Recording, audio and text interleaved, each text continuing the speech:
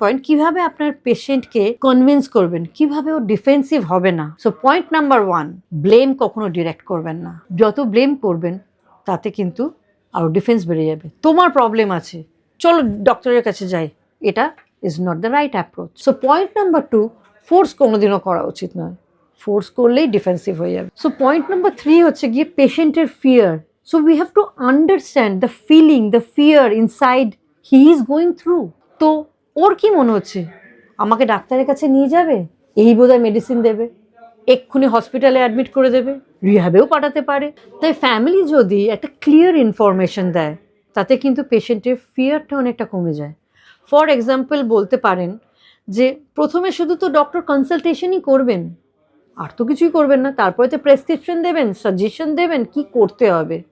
So এই যে একটা ফিলিংস যে একটা প্রেসক্রিপশন দেবেন, সাজেশন দেবেন, ধরে ভর্তি করে দেবে না। সো এইখানে পেশেন্টের একটা মনে হয় যে হ্যাঁ, it is under control, within her control, her or his control. ও প্রেসক্রিপশন দেবে, আমি বুঝবো ওটা করবো কি করবো না, আমাকে ধরে কোথাও ভর্তি করে দিচ্ছে না। So it is a feel good factor, এটা আন্ডার কন্ট্রোলের একটা ফ্যাক্টর প্লে করবে।